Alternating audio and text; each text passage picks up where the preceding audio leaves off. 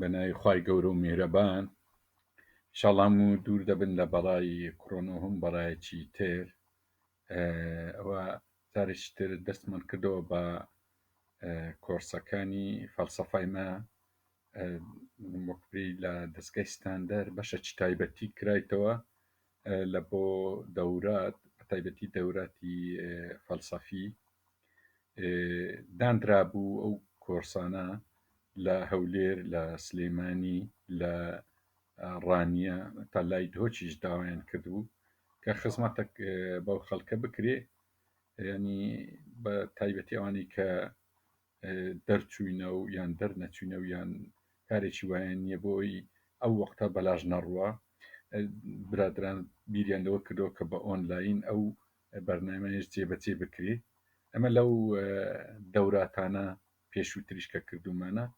هیچیان لە بۆ خۆمان ڕەنگە سوودەکی وای نەبووبی بەڵام زۆریش خەڵکێک مستەقبلێکی باشی لێ پەیداکرێ ئێستاوادەیان بینین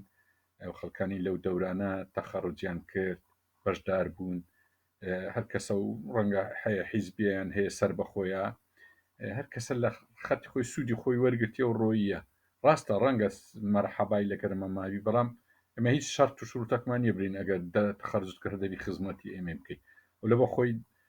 یان وەزیفەتی باشی وەرگیان لە پەرلەمانە یان لە سەرکردایەتی حیزبێکە یان هەتا لە بێلایەنی کەش چالاگوانێکی گەوری لێ دەرچوو ئێمەش هەرمە بەسمان ئەوەیە ئەو خەڵکە تا ڕادەیەک دەتوانین بین بێ ساحێبە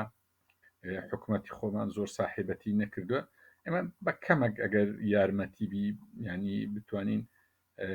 خزمەتەکی ئەو خەڵکە بکەین هەیەش توانایەکی هەیە توانای فەلسەفی هەیە زۆر لە کوردستان چۆن وا بکەین ئەوانە بینی نەپێش وە دامەنا و کۆرسانە دووبارە بکەینەوە و ئێستاش بە ئۆنلاین دەیکەینەوە سوود لێکتر وەرەگری لەبارەی عنوانی مۆزوعکش لەبەرەوەی ئێستا ئەو بابەتە زۆر باوی هەیە و هەموو ئەو ینی هەیە ڕەنگە بریکاکەوە چه عیلاقی بە فەلسەفە هەیە خۆی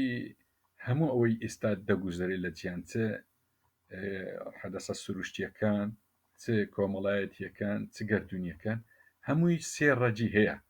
ڕەجێکی زانستیە ڕەجێکی فەلسەفیە ڕەجێکی ئاینیە هەمووی نیەتی ئێمە لە ڕێگە فەلسەفیەکەی لە بۆ ئەو بابەتەی و ئەو عنوانەی ئێستا دەچی ولا لەبارەی ئەو ڕەنگە ئەو جارە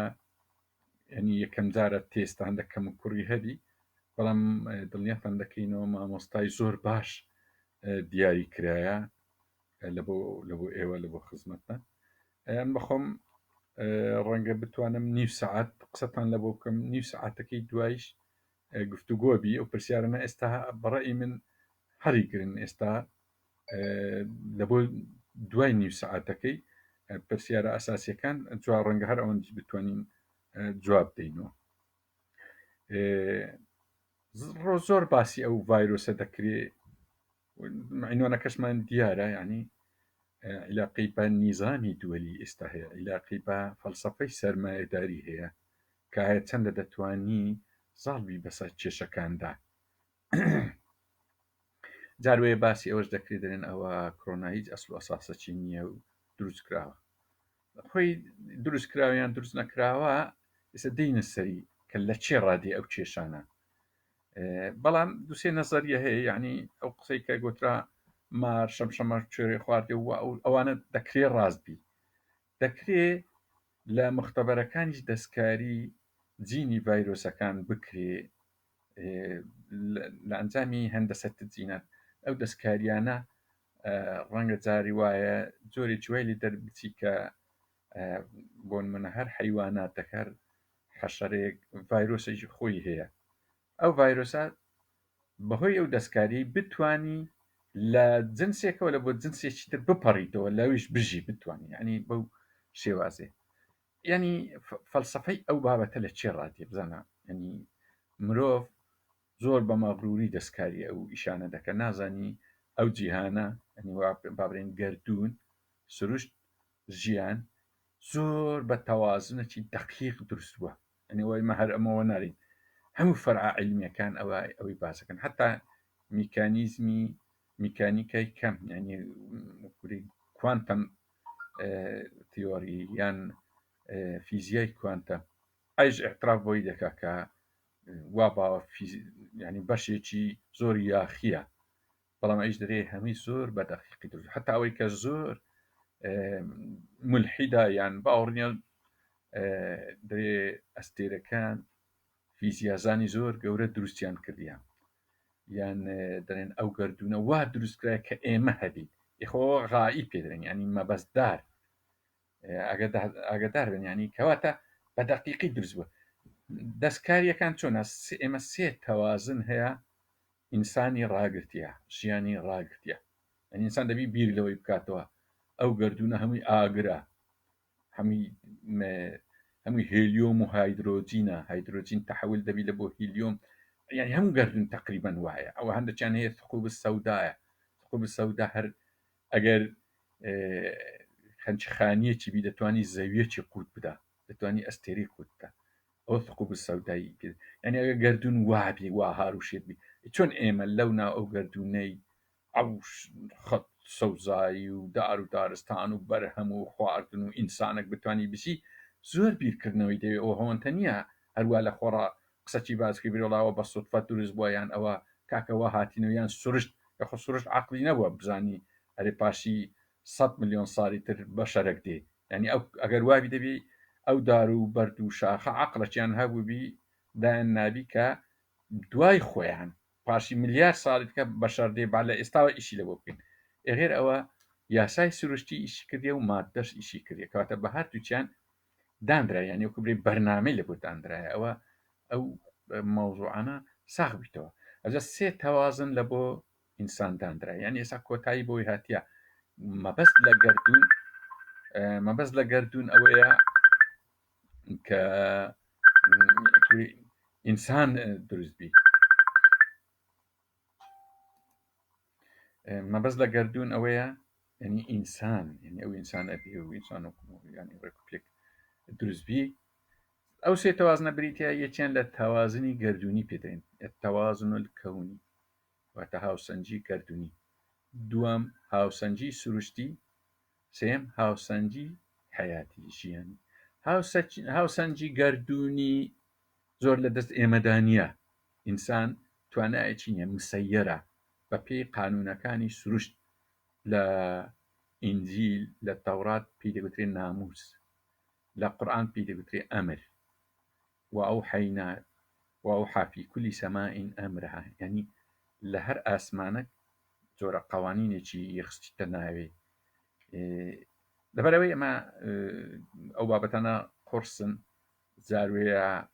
فەلسەفە جوابی تەواوی پێنیە علمیش تەواوی پێ ناچاری کتێبە ئاسمانیەکان بەکاردەین کە بۆ ئەوەی ینی لەبارەی یاسا سروشتیەکان و گەردون یاسا سروشت قانون و مادە ئەوانە لە دەقە ئاینیەکان بەقووەترە زانیاری مرۆڤ چ لە زانست چ لە فەلسەفە هێشتا زۆر سەرەتایی نایمە لەو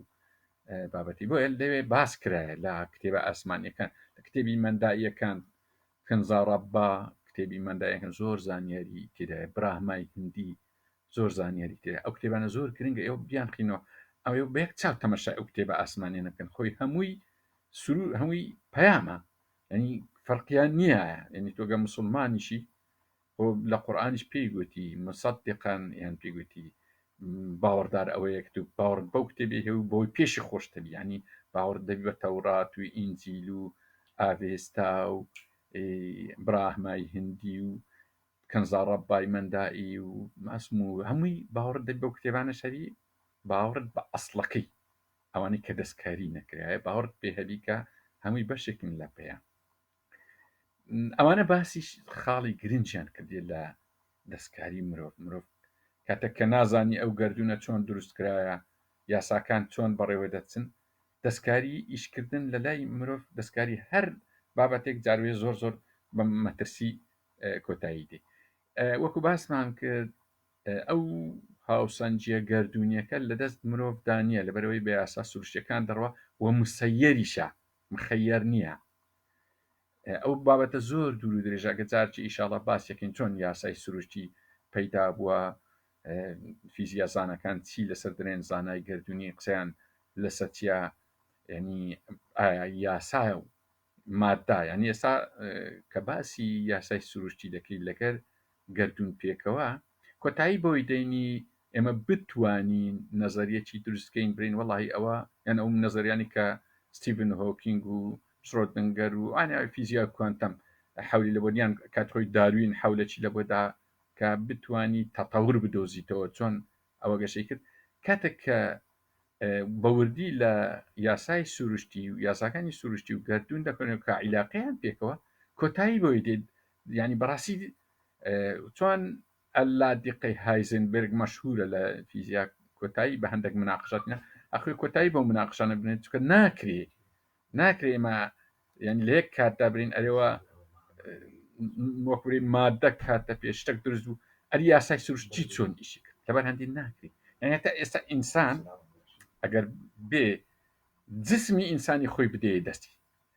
چکاو بەشی لە جسمی ئینسان بەلا ئیرادی ئیش دەکە بەشەشیش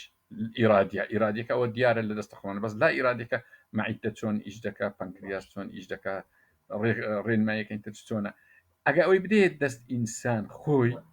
بەیەک سعاتی ئەو ئینسانە تاکو پێک دەشتێ بە هەمان شێوە ئەو گردونەی بدێت دەست عقلی ئینسان لێرێ ئەو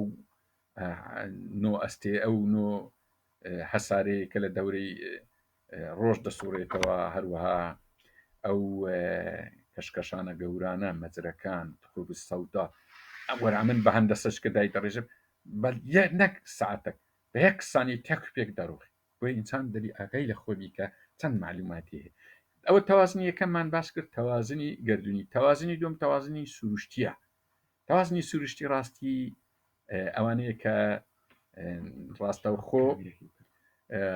ڕاستەوخۆ پەیوەستدارە بە ژیان ئەو ژینگەی کە دەوروبەرمانە بە تەوازنشی زۆر دقیق دروست بە نسبەی هایدرۆجین نسبەی ئۆکسجین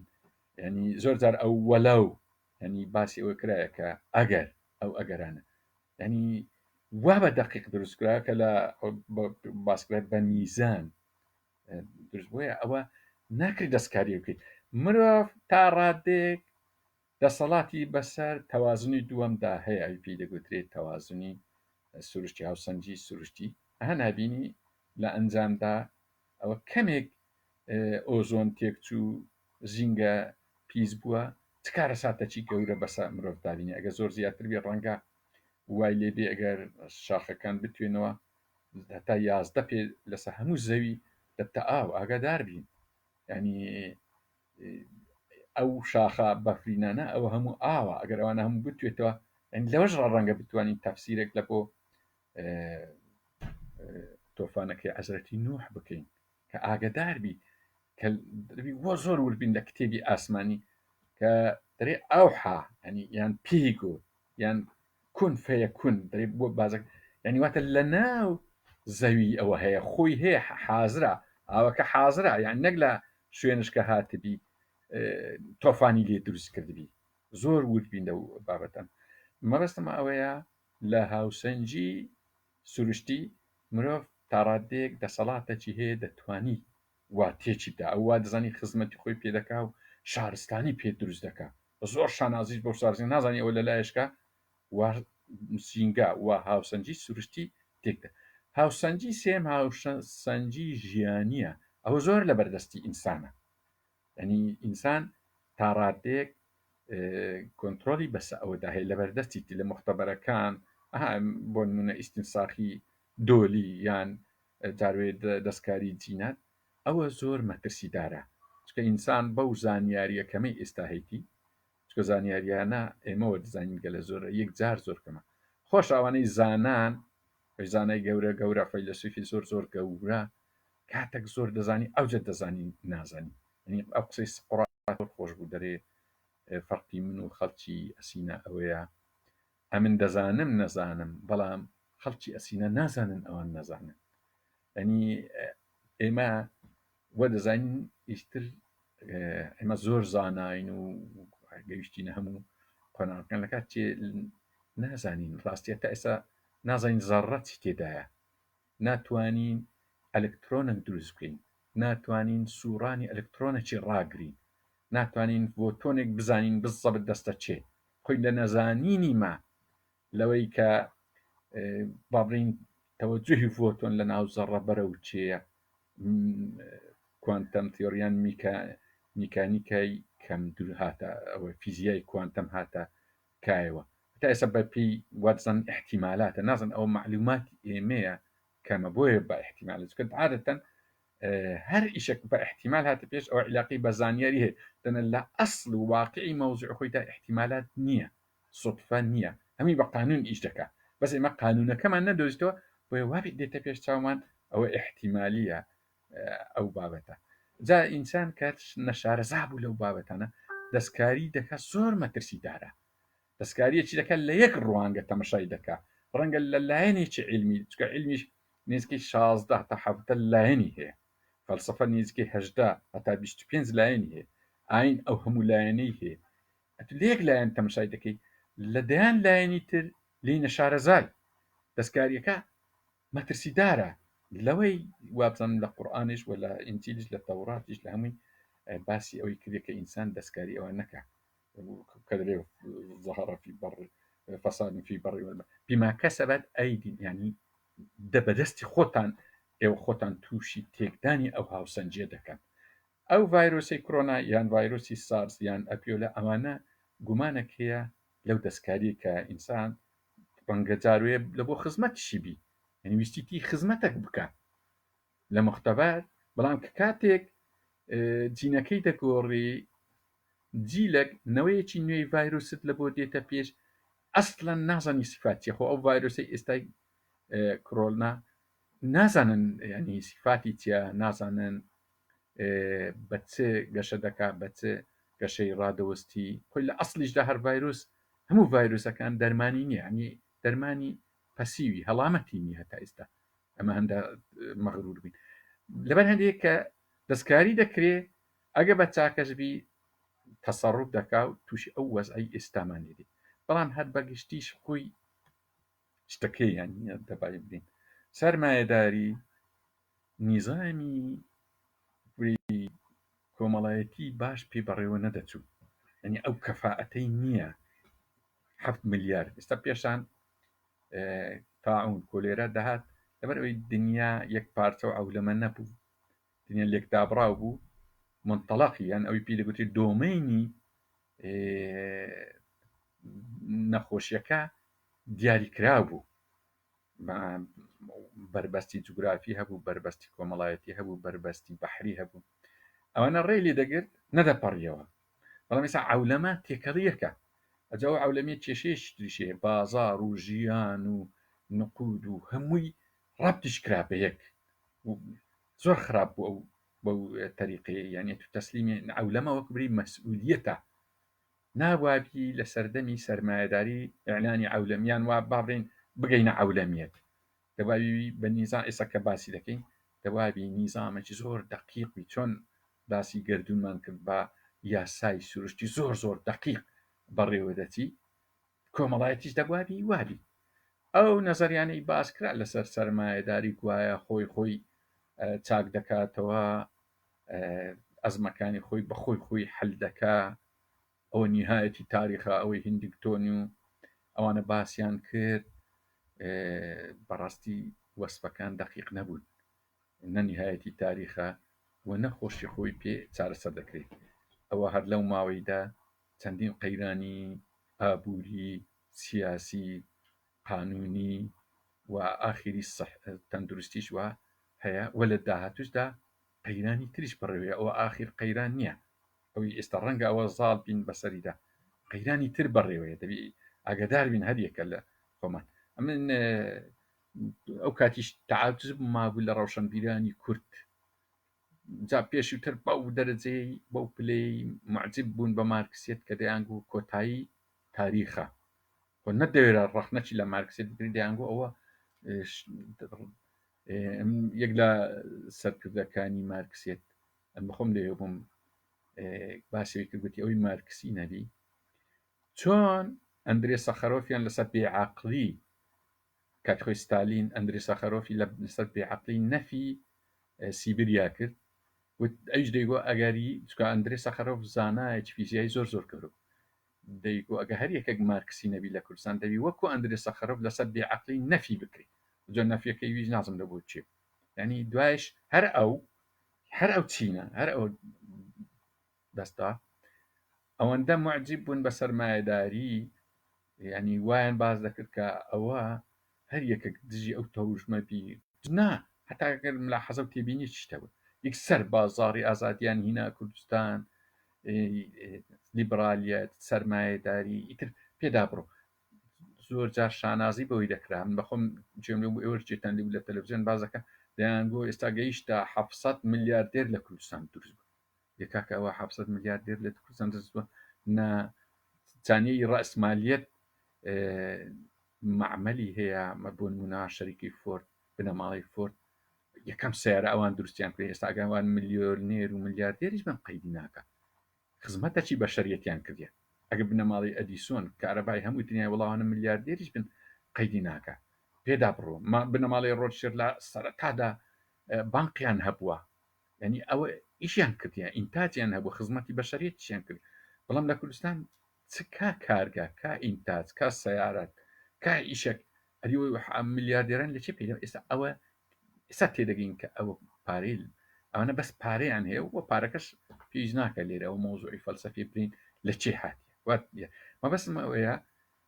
دەسەڵاتی کوردی زۆر زوو لاسایی لایەنە خراپ و لایەنی سەرمایەداری هەموو لایەکیشی خراپ نییە هەندی لای باشی هەیە بەڵام دەسەڵاتی ئێمە و ڕۆشنبیرانی ئێمە بەشێک لە ڕۆشنبیران هەموونە چوینە لایەنە خراپەکانیان هینا کوردستان بەو شێوە ینی ئابوووریەکمان هەیە ئێستا کەس نازانی ناوی لێبنی چی ڕاستی ئابوورینە ئابوووریەکە دوو بەشەی بە برنج و گۆشت دەدرێ و دەخورێ و خەڵکەم وا فێرکراوە بەشە چیش دەبدرێت لە بۆ چینەکە و تاوا براوە هیچکردنیە نا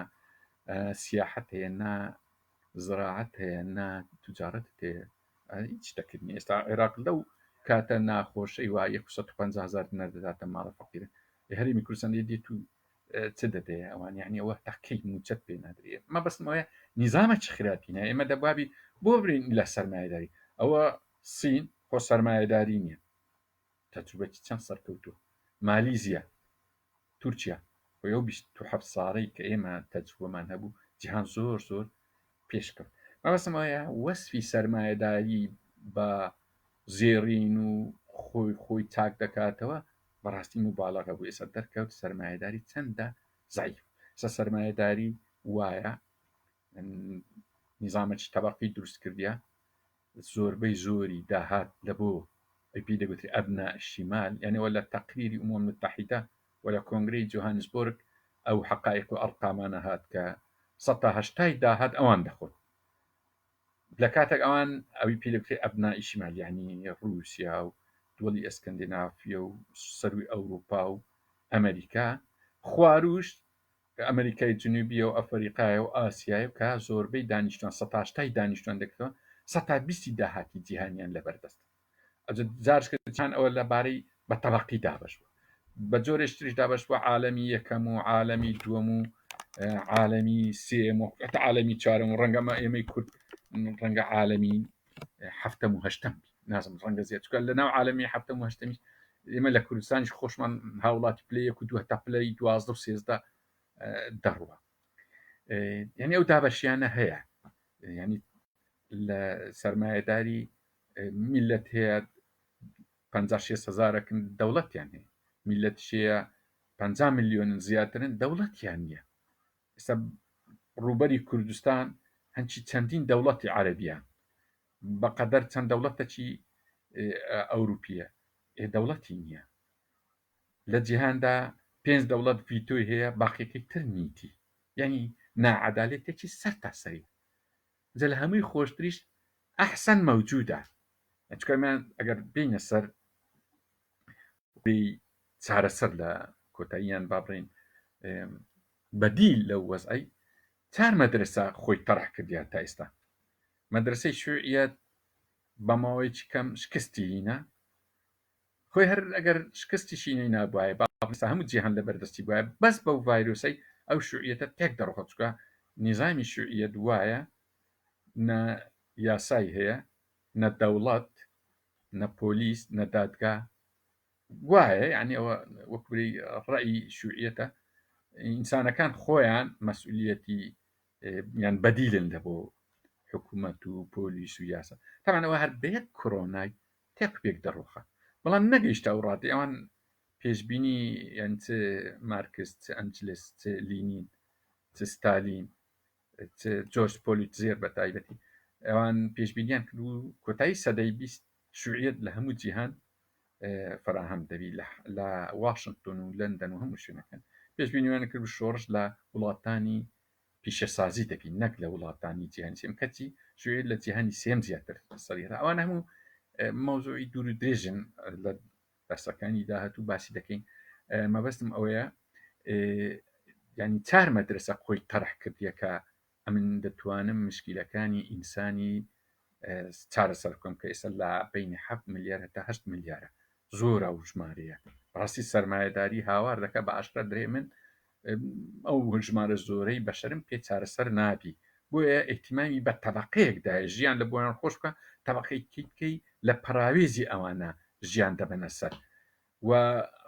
جاریش دەست لە بۆ نەزەری تریش دەبەنە من نەزەری ماڵتۆس تاوان ماڵتۆس یەک لەو تەرحانەی ئەوی کردیان نەزەرێکی ڕائسمالیە کە ژمارەی بەشەر زۆر زیاد دەکە ئەو وایدانا دەرێت ژمارەی بەشەر بە پێی متوالی هەندەسی زیاد دەکەوەی بیرکاری خینبی دەزانی متوالی هەندسی یەک لە دوای یەکی ئەندازەی کە زیادبوونەکەی 2 4 8 16 32 ئەوە پێی دەگوترێ متوالی هەندەسی دەرێژماری دانیشتوان بەو شێوی زیادەکە هەرچی داهاتە بەرهەمە دەرێ بەپی متوالی حیسابی یعنی 1 2 3 4 5 ئەوی یەکەم زۆر فەرقی هەیە لەگە ئەوی دوم بۆیە دەرێ خواردن داهات بەشی ئینسان ناکە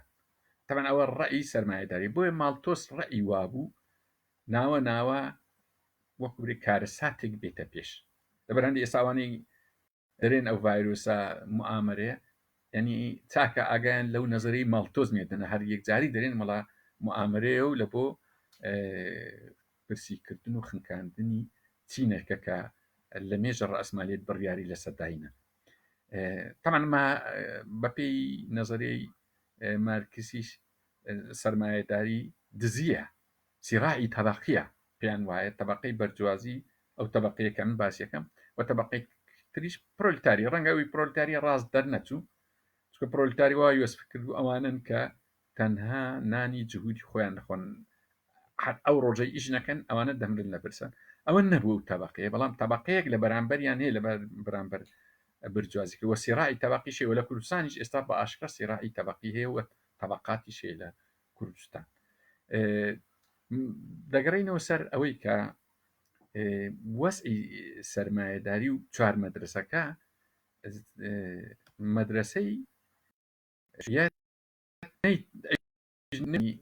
وەکوبری بەدیلێک بدە ئیشتراکی دیموکراسی کە مەدرسەی سێمە ئەویش دوو بەشە ئیشتراکی علمی هەر بەشەکە لە شوێت هەرچی ئیشتراکی سەرمایهداریە لە دوای ڕوخانی شوێی تقریبان بووە بەشێک لە سەرمایە ئێستا بەشدارە وەکوبری ئیتیلافەکەی لە بینی ئیشتراکی سۆسیالیستی دیموکراتی و سەرمایهداری واتە لیبرال دیموکراسی و سەرمایهداری کە ئێستا جیهان بەڕێوە دەبن ڕاستە قائیدەکە سەرمایهداری و لیبرال دیموکراسی بەڵام سۆسیال دیموکراتیش بەشدارە لەگەری بۆیە ئەوانە یەکم چارەم مەدرسەی ئاینی ڕاستی وا بەشداری پێکرا خودی پەیام نییە مەدرسەی فقیە فەقیهەکانی مەسیحی فەقیهەکانی یەهودی فەقیهەکانی ئیسلامی ئەوە ڕائیەکانی ئەوانش زۆر ئەزمونێکی جوانیان پیشانی جیهان نەداهێن کەواتە هەر 4 مەدرسە ئێستا دەستەوەسم باشترین ئەحسن مەوجود ئێستا کەواتە سەرمایهداری دەرچوو لە چاو ئەوانی تر ئەمە دوور و درێژە ئەو مەوزوعانی کە بەراورد دەکەین خاستن ئیدینی ئێستا دێنەوە سەری لە چەند ساتێکی کەمی تر بەڵام ئەو ئەحسن مەوجودەیە کە باسمە کرد فەلسفەی سەرمایهداری فەلسفەی لیبرال دیموکراسی تاو ئەو درێ من 7 ملیارم پێ بەخێو ناکرێ ئیتر وانۆرەی قەیرانی گەورە و کارەساتی گەورە هات ئەو کۆرۆنایە دانات وەسفی ینی سەرمایەداری خاوەنی جبەخانێکی زۆری هێزی گەورەی چەکدارە، خاوەنی تەکنۆلۆجیایەکی گەورەیە، گوایە حەزارەتەکە و قەت حەزارەتی وها نەدروست بۆ نەدروست دەبێت. سە بەرامبەر ئەو ڤایرۆسەی چۆن دەستەوەستانە وەستا سەر ژیان ڕاوەستا. یعنی ئێستا تێدەگەین ئێمە کە ئەو داهاتەی ئێمە ئەو قیمەیە کە اقتصادیە گەورەکانی وەکو ئادەم سمێت یان ریکاردۆ یان حتا مارکسیش ئابووری ناسەکی زۆر زۆر گەورە واتە دەگاتە ئابووری ناسەکانی ئێستا ئێمە وەرزانین کە ئەوەی بەدەستی ئینسان دروست دەکرێت ئەوە قیمەی اقتصادیە، قیم نرخ ڤالیو، یعنی دەرکەوانیە ئەوە ئێمە لە بەحسەکی دەرکەوت کرمی ئاوریشم کە ئیش دەکا یان مێرولە مێروستان بە هەولێرێکی خۆمان ساڵانە بای 200 ملیار دۆلار ئیش لە بۆ ئینسان ڕەنگە ئەو هەندە بەکتریا هەیە بای 100 ملیاریش بکەن هەیە بای 500 ملیاریش هەیە بای ملیارێکی ئیش دەکە هەیە یعنی حتا دەگاتە مار و دوو پشتیش ئەوە ئیش لە بۆ ئینسانی دەکەن. ئێمە تازە لە مەبدە تەسخیر ئەوی لە قورئانی هاتیە تێدەگەین چییە؟ ئێمە وەرزانین هەر ئینسانە لە قورئانی تەحەدایکی بەشەر دەکە دەرێ ئایا و زراعەتی ئێوە دەکەن ئەوە ئێوەن هەتا ئەوەز ئەچوانە بینیت لەو ئاەتانە ناگەی چییە؟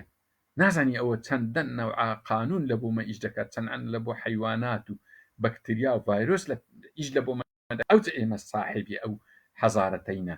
دواتە خەریکە برێم ئێمە کەم ینی وەکبری دەستێکی کەممان هەیە ئەوەی لە بۆمان ڕەخسای. ئێستا دینە سەر ئەوەی کە پێشنیارمان با بڵین چی ئەگەر ئەوەی ناوی لێنرا مەدرسەی شوعیەت شکستی هیناوی و مەدرسەی سۆسیال دیموکرات و مەدرسەی لیبرال دیموکراس پێکەوە سەرمایەداری بەڕێوەدەون ئەوانش ئەو قەیرانانەیە مەدرسەی فقهی دینیش هەموو دینەکانیش ئەوانیش کەلکی ئیشکردنی نەبی لەبەرەوەی تاریخیان زۆری شەڕە و یەکتر کوشتنە و یەکتر قبول نەکردنە. دینە سەر چارەسەریشتر چارەسەریەک ئەوەیە کە ئەدی چێ ئەو گەردونە بەڕێوە دەبا چۆن ئەو گەردونە بەڕێەوەی گەردونەی بەڕێوە دەبا ئایا نازانی یاساش دابنێ لە بۆ کۆمەڵگەی بە عەدالەت بەڕێوە چکە ئەو گەردونە لە سە عەدالەت دەڕۆ یاسای سروشتی زۆر عەدالەتە. بەڵام دەبی شتێکی ئاگەمان لە یەک نقطەی هەبی چکە سەرمایەداری شانازی بە شتێکە کە لێی هەڵەیە لە ئەسڵدا عولەمای قانونی با بڵێن ئیجتیماعی هۆبز و ڕۆسۆ و پێدابڕۆ گرۆتیۆس ئەوانە هەمووی کە تەسیسی قانونی دووەلی و قانونی نیە دەکەن لە ئەسڵدا استفادەیان لە گوتیان قانونی طبیعی دەگونجێ لە بۆ قانونی ئینسانی غەڵەتە ئەویشە یعنی ئاینی ڕاستەقینە ڕەئیەکە ئەو مەسەڵەن برێن بەردی گەورە خوا بەردی گەورەی دانایە و بەردی کچکەی دانایە ئەوە یاسای سروشتیە یان فعل و فعل و ڕەد فعل یاسایەکی میکانیکی فیزیاییە لەناو کۆمەڵگە ئەو یاسایە دەقا و دەقوانی یعنی برێ ڕەد و ڕەد فعل لە بڕدا یەکسان یعنی فعلەکەی چەند و ڕەد فعلەکەشی یەکسانە بە هەمان بڕ لە کۆمەڵگە وانە لەبەرەوەی ئەو یاسایە شامل نییە بەس لە بۆ میکانیک ڕاستە بە هەمان شێوە بەردی گەورە و بەردی بچووک لە بۆ سروشت ڕاستە لە بۆ ناو کۆمەڵگە دەفتە ناعەدالەتی برێ وڵا گەورەی دانایە ئەو فلان بنەماڵەیەکی گەورن و ئەمنیش بنەماڵەیەکی بچووک و بچکەمە کەواتاوە خوا داینێ نەخێر لەوەی ڕا مارکس و پێشیویش هۆڵباخ وتیان ئەدین و ئەفیون و شعوب چکە وانە غەڵەتە ئەو مەوزوعە نابی هیچ فەقی هەک وابزانی تو زاڵم نابی مەقاومەی بکەی دەبی زاڵم مەقاومەی بکەی لە فقه ڕاستە هەموو لایەکان خزمەتە چکرێ بەڵام نەیتوانی ئەیش بتانونە بۆیە دەبی بگەڕینەوە سەر ئەو قانونانی کە چێ ئەو قانونانەی دانایە لە بۆ گەردون چێش ئەو پەیامەی ناوێت بگەڕینەوە سەر ئەسڵی پەیامەکانی پێشووتری هەر لە ئاینی مەندائیەکان پێداوەرێن کۆنفۆشیۆسی تاوی براهمای هندی تا دەگاتە ئاڤێست زەردەشتی تا دەگاتە ئێزیدی یعنی هەرچی دینە ئەوجا یەهودی و مەسیحی و مسلمان هەمووی یەک پەیامەکی خواییە هاتیە بگەڕێنەوە سەر ئەسلی ئەو پەیامە ئەوە بە معنای ئەوە نییە نەفی هەموو فقەکانیش بکەین نا لە فقیش زۆرشی چاچی ئاتی بەڵام بەگشتی فەقیرەی نەیتوانی ببتە نمونەکی باش یان تا ڕادەیەک سەردەمە خزمەتی کردووی ئێستا کات و ساتی گۆڕینی فۆرمەکەی هاتیە دەستکاری ئێرانی زۆر خەڵکەیە لەسا ئەو مۆزای درێ کاتی چاکسازی ئاینیات ئاین چاکساز ناکرێت فقه چاکساز دەکرێت فقه بۆ نمونە تەفسیرە عەقیدەیە وەکوی ئەحوال شەخصیە پێدا بڕۆ ئەو بەشانەی کە ئینسان عەقلی ئینسانی کەوتە سەری لە بۆ سەردەماکی خۆی خزمەتی کرێ بەس ناکرێت لە بۆ هەموو سەردەمەکەیتر بۆیە دەبی کاتی ئەوەی داهاتی ئێستا بگەڕێنەوە هەم سوود لەوانەش وەرگیرێ بەڵام بگەڕێنەوە سەر ئەسلی ئاینەکە پەیامەکان کۆنگرەیەکی عالەمی بکرێت لە بینی هەموو عولەمای دینەکان هەمووی بیر لە چارەسەری داهاتووی کۆمەڵگە بکەنەوە ئێستا دەتوانین ئەمە لە کوردستانیش ینی ئەو خەڵکە ئامادە بکرێن خەڵکەکبی نەک بیری تەسکبی بیرەکی مەزهبی یان تایفی هەبی ئەو بەکەل چ دێ ئەو هەردەبی لێ گەڕێت تا خوا ئەمانەتەکەی خۆی لێوە دەگرتووە ناتوانانی خزمەتی بە شەریعەت بکاتەوە ئەو هەموو بە مەشەریەتی پێم مجریمە پێی وایە الفرقە الناجیە کۆمەڵە خەڵکەی کەم دەستنە باشتیش لە بەلەمەکی جیان دەبتەوە ئەوە نا دەبی زۆر بە فراوانی ئەوەی کە لە قورآن هاتی ڕەحمەتەن للعالەمین ینی ئەوها بەو شێوازەی دەبی تو بیر و باوەڕەکی بینە پێشی ڕەحمەتەن للعالەمین لە بۆ هەمووی ینی زەد هەیە دوعاش دەکات دوعای کڕۆن دەرێ خوایە بەس لەسەر ئەوەی تایفەکەی من مەزهبەکەی من یەکەکە دە دوعای کە لەسەر هەموو ئینسانیەت لاتی یان دوعای ژیان خۆشی لە بۆ هەموو ئینسانیەت بکە ینی هەرچی ئینسانە لەسەر ئەو زەوی خۆ ئینسان مجرم نییە خی گەورە ئینسانی بە مجرم نەهینێتە سەرجەوی مەجای ئیسلاحی وێ ئیسلاحی دین ئیسلاح ناکرێ دین بەخۆی اليوم أكملت لكم دينكم دین کامیلە نەخزمەت دەکرێت نەخزمەتی لێ دەستین دەستۆ نە ناقص دەکرێت نەزائید دەکرێت بەڵام فقه کاتە ئێستا کاتی ئەوەی داهاتەوە بگەڕێنەوە سەر ئەو دینە ئەسڵێ کۆنفرانسێکی عالەمی بکرێ هەموو عولەمای دین وفاقك لبيني علماء دين وعلماء علمي أكاديمي بكري هو چارەسەری ئەو ئەرزا کە چیتر کارەساتی وها گەورەی نەگەر پێکەوە وەکوی نیزامەکی نوێی دووەلی چکە ئەوە ڕائیمە نییە کیسنجەر دوێنێ تەرحی کرد یان هەفتەی داهاتوو ئەوی کرد کە گاتی دەرێ نیزامی دووەلی بەڕاستی چیتر ژیانی پێبەڕێوە ناتی بەتایبەتی ئەم لە کۆتاییدا ترامپیش دەورێکی زۆر خراپی دی کشانەوەی ئەمریکا لە هەموو ئەو ئیتفاقیانە و ئەمریکا هەر بە تەنها خۆم و ئەمن هەر خۆم وەکوی وازی لە نیزامی چکە نیزامی دووەلی کەوتو بەردەستی ئەمریکا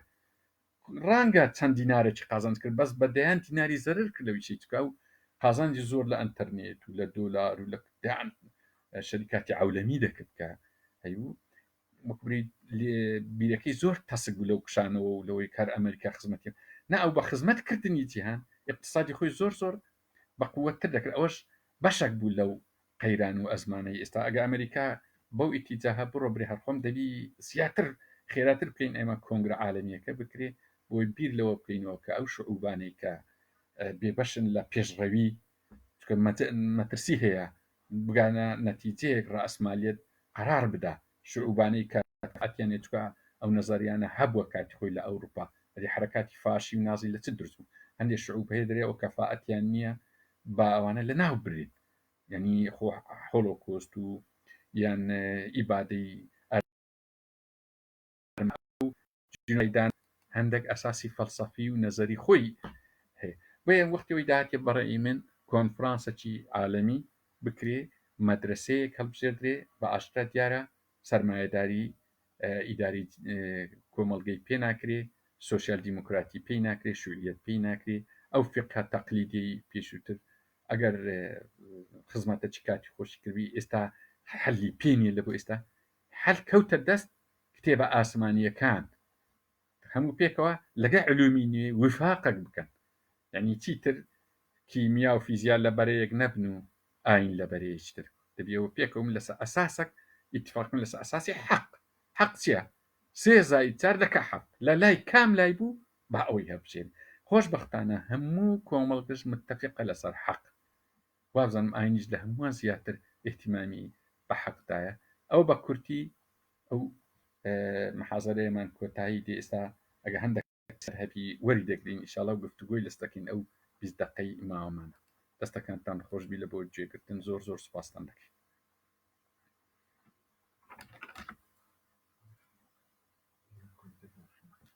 ئێستاگەر کۆمنتەکان دەخینەوە وەڵامی پرسیارەکانیش دەدەین ئەگە پرسیان دوایتوان لایڤەکە ڕیکۆرد بکەن ئینشاڵڵا ئەو ڕیکۆردیان دەکەن وابزانم بە تەمانە ئەو کاک یوسف جەوهر پرسیارێکی ئەوکرێت تركيب كون في مجال الفيزياء الكونية عبارة عن ترددات كهرومغناطيسية هل أن الطي لا تؤثر على تضارب التردد أو برسيارشي وكبري زور فيزيائية دەبارەی بەس هەر دەزانی بە بۆنەی ئەو پرسیاری کاک یوسف هەتا ئێستا ئێمە بابین ئەو گردونەی من دەکشێ هێشتا نازانین لە چۆ لە بۆ چ دەکشێ هەیە دەرێ ئەثیر مەسەن نەڵەری ئەثیر ئەو ئاینشتاین بوو بەس لە مووقف دینی ئەوەیە دەێ باسی کورسی و عەرش دەکە وەکبری نازانین معلوماتەکەشمان زایفە بەس پێ دەچی ئەوە هەوبی وێشک لەو وەڵامی ئەو وەڵامانی کاک یوسف کە بە دوایدا دەگەڕی پرسیاریشتر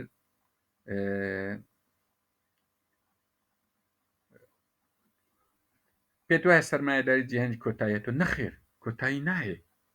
ئەوان نییە ئەنی ئەمە ئەو نا تەرحەکانی ئێمە ئەوەی نییە برین ئەرێ تەدمیری سەرمایەداری و شووی و ئەوان نییە مەدەین هەر چار مەدرسە مەدرسەی ئاینی دێ بەس ئاینی چ ئاینێک ئاینی پەیام وحی بێ سۆسیالیستیش بێ شوعیەتیش بێ سەرمایەداریش بێ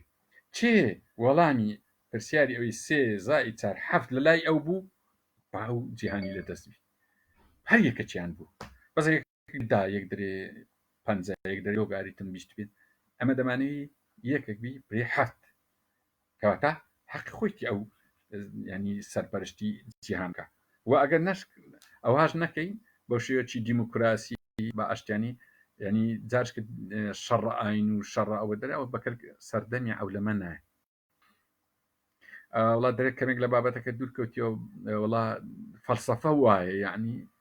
کاگاکۆ باس دەکە درێکەمەک دوورکەوتنەوە لە بابەتەکە فەلسەفە وایە هاتتن تۆزێک دوورکەوتنەوەی تێدایە قوڵبوونەوەی تێ هەر فەلسەفە خۆی معنای قوڵبوونەوەی کاگ ئاکۆ پرسیارش کرد دەکە دەرێت تۆ پێ دوایە ئێستا مەدرسەی ئاینی باشترینە چونکە لە شوێنێک جناب دوات دڕێت ئەگەر ڕێژەی دانیشتوان لە ئێستاش زیاتر بێ ئاین دەتوانێت تەنزیمیزی بەسێت وڵی دەزانی ئەوە چۆنە ئاین من یەک شت هەیە نابی بڕوان جەمالەدینی ئەفغانی کاتی خۆی قسەچی گرنگی کردوت ئەگەر ئێمە ئاینی ئیسلام بە ئەوروپا پیشاندین یەکەم جار دەوی سلمێنین برین ئێمە ئیسلام نین ئەوە ڕەئیویە ئێستاش زۆر کەس درێ من هاتیە ناعالمی ئیسلامی مسلمانمان دیت ئیسلاممان نەدیت بەڵام چینە ئەوروپا مسلمانمان نەدیت ئیسلام هێنێ قسانە زۆرە یان ئەحساییە کرابوو دەرێ چێ شریعەتی ئیسلام ئێستا لە جیهان تەطبیقەکە وڵاتانی ئەسکەندێ نافیە یەکەم دەرچوو بن دەبی ئاگاداری ئەوەی بین کۆ هەرنا ینی دین شکل نییە ڕیش و جەمەدانی و یان ئاسیایی و ئەفریقای و ئەمەوە نییە ئەوە نمایەمە عولەمان لەسەر ئەساسی جوگرافی نییە چێ مەبادیەکانی عەدالەت تەطبیق بکە ئەوە لە دین نزیکە بۆ یەک ئێمە پێمان وایە چێ ئەو گردون ئێستا ئەو گردونەی بدێ دەست سەرمایەداری یان بدێ دەست سۆسیالیستی یان بدێ دەست شوعیەت بێ ئەرێ ئەو ئەمن ئەستێرە و مەجراکان حقوق السەود حقوق البەیضا کوازار و هەمووی ئەوانەوە تێک دەدەم وەرە ئەتوڕێکی بێخە و بەڕێوی بێت پێی دەکرێت پێینە کاتە هەر ئەو کەسەی هەر ئەو گەورەی کە ئەو گردونەی بەڕێوە دەبە لەسەر نیزام و قانونی بڕۆین عەدالەت لەسەر زەویش دروست دەکە لەبەر هەندێک وایە ناکرێ ئیهمال بکرێ ئەو ئاینەکان بەگشتی ئەم نارێ ئەم کە دەرێم ئاین لەکە یەک ئاینم نییە ئەم لەر ئەسڵی هەموو ئاینەکانە ئاینی يعني أو بيدر ملتي محمد ملتي عيسى ملتي موسى ملتي زردشت ملة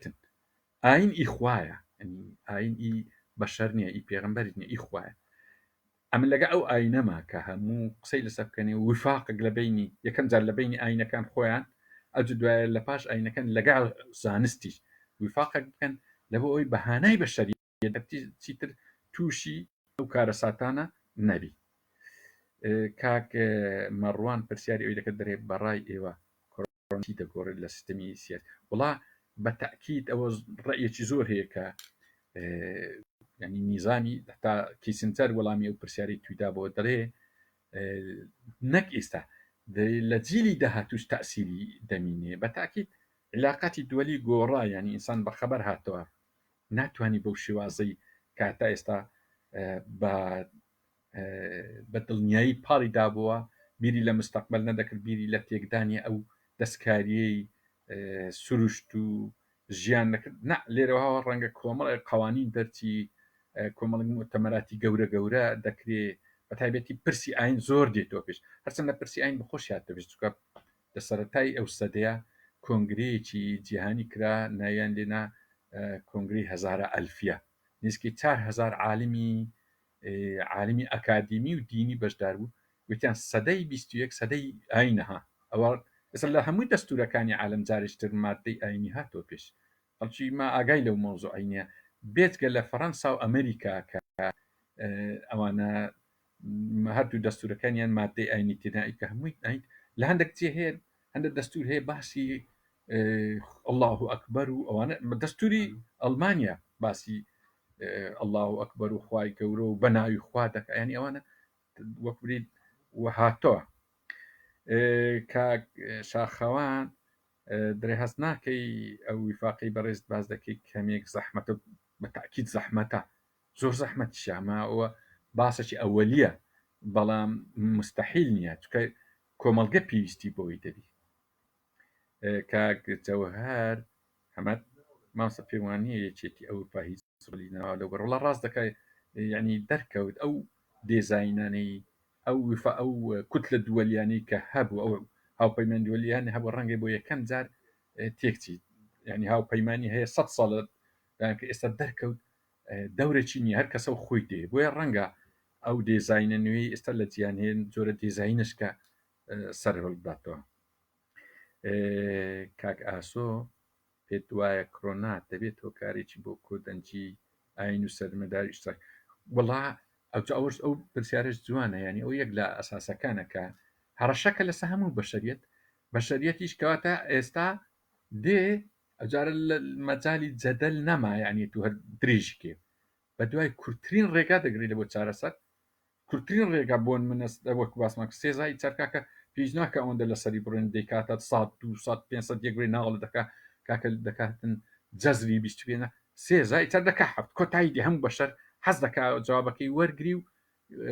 کۆتایی بێ و ئیشەکەی پێحەلبی بۆیە ویفاقك بەڕێوەیە ئیشاءالله کاک مەشیر ئیبراهیم ترێ کۆرۆنا دەستی مرۆڤی لە پشتا وەڵڵاهی ئەوە وەکو لە سەرەتاش باسم کرد دوور نییە بەڵام دەستکاری سروشتیش تێکچوونی ژینگە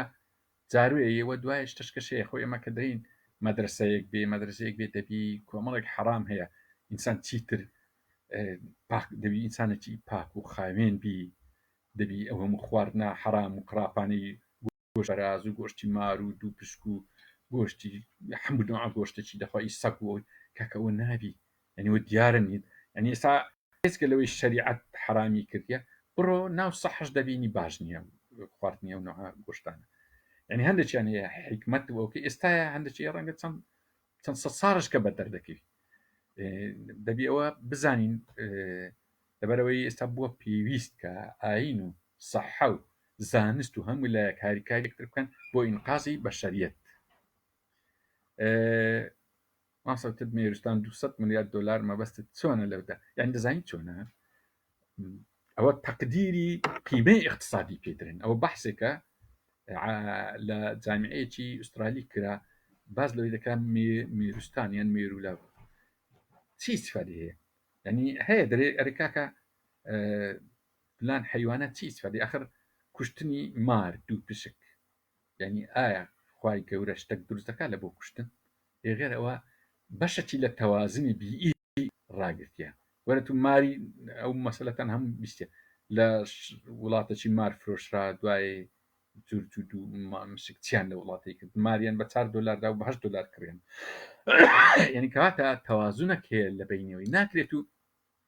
ئێستا تو حیواناتەکی لە بینی مار و بۆ نمونە بزنمشتی دروستکەی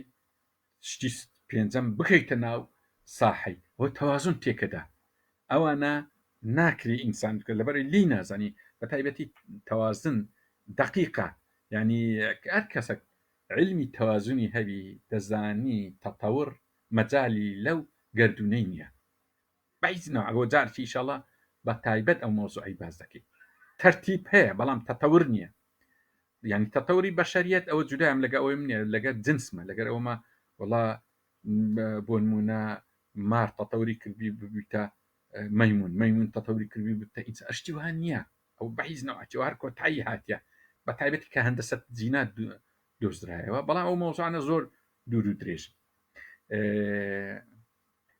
کاک ئەرشاد باوەڕی بە خودێ نینە دێچاوە ئەو ڕازین دەگەڵ دینداران دەزانی دەرێ برێ قسمە خەڵکەکەی باوەڕی بە خودای نییە یان ناعەتی نەشکێ چۆن دێروێ من پێم وایە هەموو کەسێک باوەڕی بەخوایە کەمە زۆر کەم یانیان نمونەی جارشکە ئیشاڵە باسیەوەی دەکەم ئەوانەی کە ناویان لێنرایە زۆر مولحید و بێتین بۆ نمونە هۆبس وەکو مولحیدیان سپینۆزا یان هۆڵباخ یان حتا مارکس ئەنج بڕۆ نووسینەکانیان بخوێنەوە باوەڕیان هەیە ئەم مەختوتاتی مارکسم خوێنیتەوە زۆر بە دوای ئەوەی دابووە ئەنی خۆ مارکس لە هەمووان مولحیدتر بووە باوەڕی نەبووە بەڵام سپینۆزا و هۆبز وانە بە دوای دینێکی ڕاستەقی نەگەڕینە ئەو فقهی دیتیان باوەڕیان بەو فقهی نەبووە بە دوای دینێکی ڕاستەقینە گەڕاون باوەڕیان بەخوای هەبووە لەبەرەوەی کاک ئەرشەد مەجال هەیە ئینشاءالله وفاق ینی ئینسان ئەوەندا هەیە بەس ئینسانە زاڵمەکان مەجال نییە تو لەگەریان چارەسەری بکەیدنە ئەی کە باقی بکە کە پێ چەندە سێ زای چار ئەوە هەفت بەس زاڵم تەبەقەی زاڵم کە دینیش میلەی لەگەر زاڵم هەیە من با ئەو قسەشتانە بۆ بکەم ئاین ئەوەندە کێشەی لەگەر ڕایتیانە دەبینی یەک لە بەخۆی جۆرە دینێکە یان ملحیدە یان حتا کافرە مەسیحیە یەهودیە شیعەیە سونیە هەتا ئەخیری زەردەشتیە دین یانی زۆر پێی مشکیلە نییە ئەوە ڕاستە داینایە چ ڕێبازەك من الضلالة من الظلمات إلى النور ئەوەی دانایە بەڵام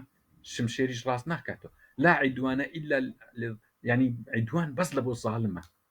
ینی ئاین تەنها ستەمکاری قبول نییە هەموو قبول پێی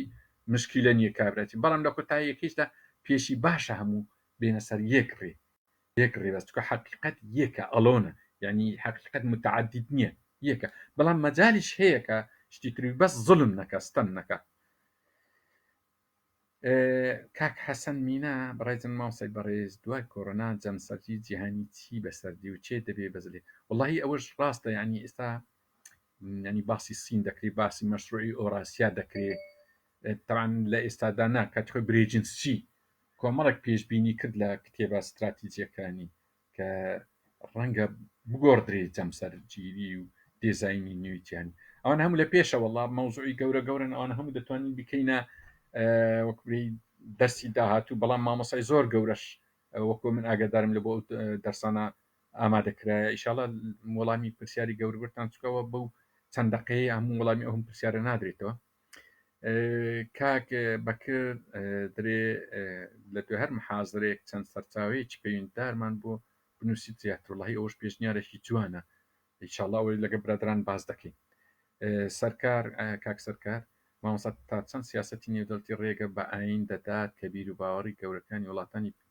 کەوتونیە تا چەند دەرەنجامی سینارەکەت کە ڕووکردنە لە ئاین دەبێتە بابەتی یعنی ئەوە نییە بریت ڕێکلام لە بۆ ئاین بکەین وازانم خوای گەورەیان ئاین ئەوەندە وەکوی منەت چی بە بەشەریەت نییە غەنیون عەلە العالەمین یعنی خوای گەورە هیچ ئەوەم نییە پیسم بۆ جیهانەی نییە ینی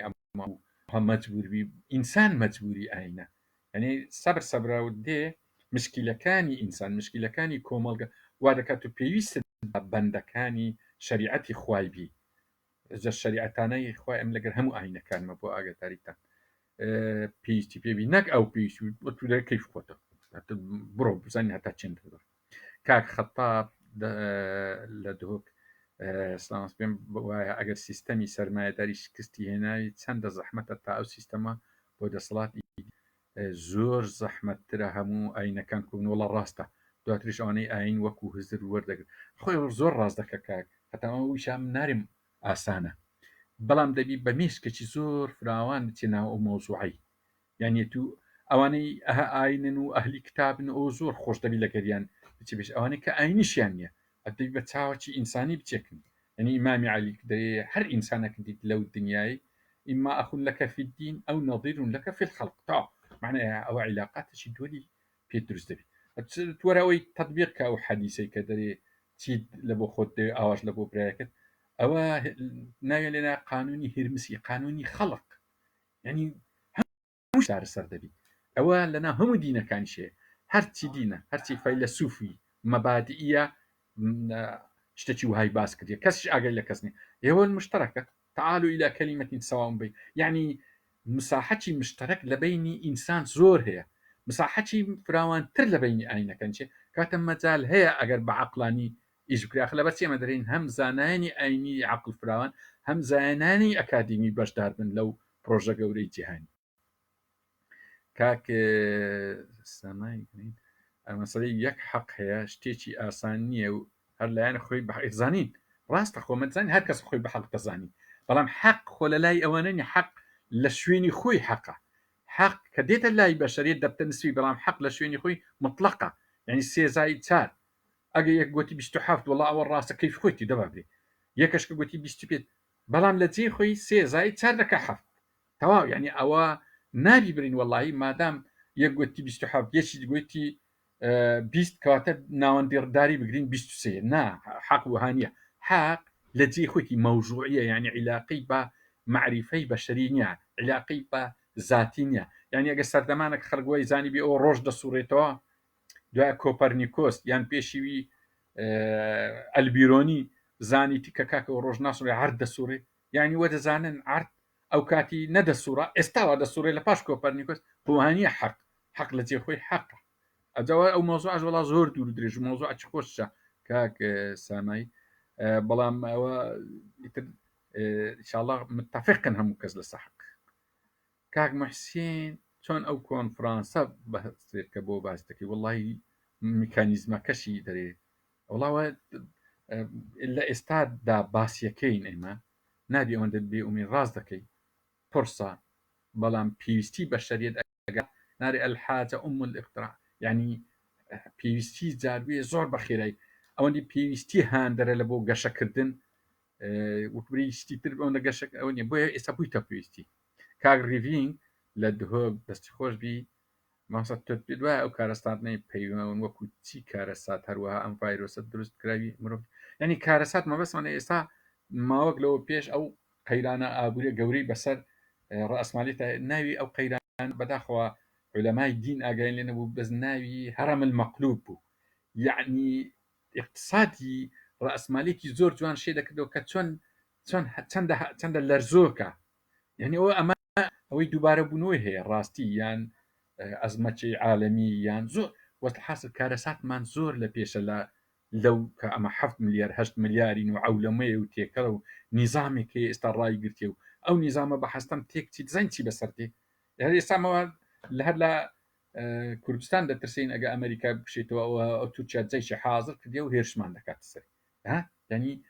ئەگە نیزام نەمینێ دەبتە شەڕە هێرش و وەچ چۆن کاتی خۆی عوسبەت الئومەم ڕووخا ئیتاڵی هێرشی کردە ئەسیۆپیا تا ئەوەی ئەو هێرشی کرد و ئەڵمانی هەر کەسە و هێرشیان کرد یان جەنجی یەکەمی جیهانی کۆمەڵک شێت لەسەر حکم بوون جەنج ئێستا ڕەنگە جەنجی جیهانیش لە پێشمانبی ڤایرۆسمان لە پێشبی بەکتریامان لە پێشبی قەیرانی ئابووریمان لە پێشبی قەیرانی بیئیمان لە پێشبی تۆفانی گەورەمان لە پێشبی ئەگەر ژینگە تێک بچی ئەوانە هەمووی قەیرانی ریڤینگ زۆر شتی تریشێ کاک فەرمان ماوس ئەگەر لە هەندێک هێڵی گشتی نەبێ زانست و فەلسفەی ناتوان ڕێکەوتن تەبابن ئێجا هەتا ئێستا کە تەبانە بووینە چ قازانجە چەند لێ کردی خۆ بەدەست بە شەریەتە ینی مەساحی هاوبەش زیاترە لە مەساحی جیاوازی لە بینی ئینسانەکان بۆیە مەجال هەیە یعنی ئەو خۆی ئەو وفاقە دووەلیە یان ئەو سەلامی عالەمی هەموو ئاینەکان هەڵیان گرتیا کات خۆی عمانوئیل کانتیش رسالەی بەناوی سەلامی عالەمی بەرز کرد دوای ئەمم متحدە تقریبا لەسەر ئەو فەلسەفەی درونا مەجال هەیە ئێستا ئەوە نییە ئەمە هەموو متتەفقین متحیدەمان هەیە دام و دەستگای دۆلیمان هەیە خۆ سەردەمانە باسی مؤسسەی وەکو متحیدت بکردا بە داهنگ بابە لە چیە ئەو هەموو ئیمپراتۆرێنە ڕێک دەکەونەوە ڕێککە زۆر پرسیاری کەش زۆرن وڵا یەکجار زۆرن بەڵام وەختەکەمان تەواو بووە زۆر بەداخۆ زۆر خۆش بۆ پرسیار نەمان هەموو وەڵام بدا وایە بەڵام گەلە زۆرە بەڵام بۆ دەرسەکانی تر شێوازێکی تر وە زۆر حەزەکەین مامۆستایەتن سوودی باش ببینن بۆی ئێوەش ببنە قیادا ئەنی چیتر قیادە لە دەست خەڵکەچی نەشارزان نەبی لە کوردستانی ئەوەی کوردستانیش ئەگە خزمەتە چیان کردبی با بەزبی نورەی خەڵکی ترەکە زۆر شارەزایە زۆر اختصاسیمە چاوەڕێ دەکەین ئەو دەورانە خەڵکی باشی لێ پەیدابی قیادەی کوردستان حتا دەبی بیر لەوەی بکەینەوە حتا لەو کۆنگرانە بەشدار بنەوەی باسمان کرد قیاداتی عالم بکەن مشکلەکانی عالم سەرکن چیترەمە شخصێتی کورد هەندە دانەوە شێنین کە باشتی زۆر زۆر سادەی خەریکەی توانین داهات ئێستا لە جامیعەکانی کوردستان هەز دەکەین نەڕاپۆرتەچیان هەیە نەهیزەوە جامیعاتی عالم هەموو سەرقاڵن بە کۆرۆنا لە کوردستان بەداخەوە ئەنێمە دەمانەوێت جارتر شخصێتی کوردی بتە شخصێتێکی داهێنار وەسەلام عەلەیکوم وەڕەحمەتوڵڵاهی وبەرەکاتوه